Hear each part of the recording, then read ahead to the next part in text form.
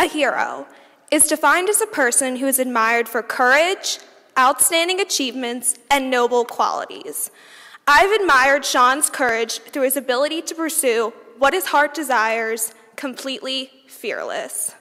His most outstanding achievements have been the valuable lessons that he has taught my brother and sister and I, as well as leading us into becoming the people we are today. His words guided us to believe the only way to being successful is through hard work. And although it took me quite some time to fully understand this, now that I do, I can clearly say this was the most important thing I've ever learned. Sean's most noble quality is the fact that he goes out of his way to make others happy. To say the least, this past summer, I asked if Sean could take me to a new bath store in Philadelphia that I've been dying to go to. And without any hesitation, Sean agreed to take me. This has stuck with me ever since, because although it may seem like a simple act, to me, it meant the world, just because it simply made me happy. How many times does a big brother do this for a little sister? That's Sean for you, someone who'll do anything just to see a smile on someone else's face. I struggle to understand how I will continue without someone who has been in my life for the past 16 years, but I know as a person who has supported me the most through so much, I know that as he moves on to much bigger and better things, I know I must also support him as he achieves the great things I know he will. But within this traditional definition of a hero, I would like to add something. I think a hero is someone who inspires people to live better lives every day. Someone who people look up to and make you think, wow, I want to be like that person. Someone who has helped you grow into your fullest potential, and there is nobody who fulfills this definition better than you, Sean. And that is what a hero is to me. You are my hero. Whether it's been on our numerous journeys this past summer or running around Panorama in Bermuda when we were very little, you have always been my biggest inspiration, my best friend, and my true hero. So please stand to greet my big brother, Sean Matthew O'Reilly.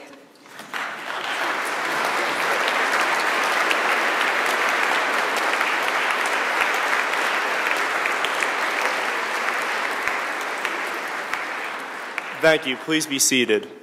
Thank you very much, Katie, for that introduction, and thank you to the vestry and Reverend Squire for giving me the opportunity to speak before you today. I'm sure it's not news to anyone here, but we're living in some pretty tough times. Our economy is still recovering from one of the worst financial crises since the Great Depression. We're fighting 2 wars, and at last count, we're over $14 billion in debt. If all this keeps up, it is likely that our generation will face troubles even worse than those we face today. Most would say that we're unlucky. They say that the mistakes of previous generations have put ours at a disadvantage. But I say they're wrong. The greatest leaders throughout history have become legendary because of their actions that changed the world during times of strife, suffering, and overall low morale. Leaders like George Washington and Abraham Lincoln didn't change the course of human history simply because they felt like it. No, they saw something wrong in the world, and they did something about it. Now, I'm not saying that the next Abraham Lincoln or George Washington is sitting here in this room. Maybe they are, maybe they aren't. But no matter what, each and every one of us has the opportunity to make an impact on the world during these difficult times. It may be small, but each and every one of us has the opportunity to make a change. But how do we make an impact on the world? I won't pretend to be an expert on the subject, but in my opinion, the first step is to find your passion. There's no denying it. Finding one's passion is difficult. It's taken me the better part of 17 years, and I still haven't fully figured it out. But I feel like I'm getting there. But before I begin the story of me finding my passion as a child, let me first give you a little background on the first 9 years of my life. As Katie mentioned, we grew up in Bermuda, a beautiful 24-square-mile island paradise. I woke up every morning to the sound of cruise ships, went to a Montessori school where there were 3 grades to a room and 6 students per grade. We had to take off our shoes before class, and put on slippers for the duration of the day. Overall, I'm sure the first 9 years of my life were drastically different than anyone sitting in this room. And let's be real, I lived in a bubble. But although my upbringing was different, finding my passion began most likely with the exact same simple question that many of yours began with. Sean, what do you want to be when you grow up? However, instead of the traditional answers to this question, like fireman or professional football player that most American kids my age would have given, I answered boat captain and professional cricket player like a typical Bermudian boy. Nevertheless, the sense that we need direction in our lives is instilled in us at a very early age. Needless to say, my first attempts at figuring out my passion haven't amounted to any sort of success. But then again, I doubt many people's really do. And then, I moved to America.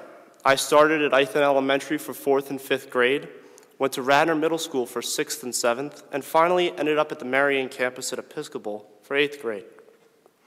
Throughout these years, I participated in a variety of activities in an attempt to explore my likes, dislikes, strengths and weaknesses, and ultimately to find my passion.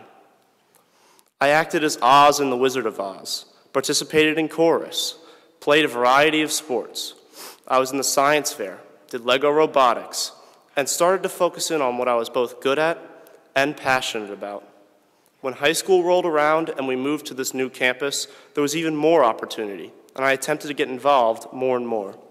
I've tried new sports, become involved in current affairs and politics, joined our public speaking clubs, Mock Trial and Junto, and many others.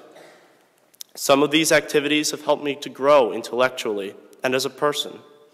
They've helped me discover things about myself that I never knew were there. Others, like chorus, I was dreadful at. And I hated it, I felt like it hated me back, and I'm glad I'm no longer participating in it.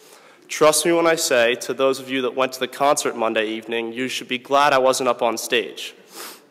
However, through this exploration, I feel I've discovered my true passion. I'm truly passionate about foreign affairs and politics, and the mathematical side of business and finance. These areas fit both my likes and my skill sets.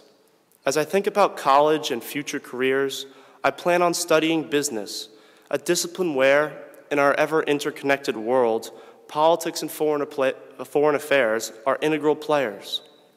This will allow me to continue to explore my passion and study something I know I will love. This year, I've already begun to prove to myself that these are the areas that I truly am passionate about. With more freedom to choose my classes this year, I've been able to take 2 math classes, physics, a computer science class, which is to me just a giant logic puzzle and feels like math, government and politics, and then, well, English, British literature, because we all have to take the same English. But nevertheless, despite the fact that these are the hardest classes I've taken in my 4 years here, they don't feel like they're any more work. They feel more like exploration. And that is what I find so powerful about studying my passion.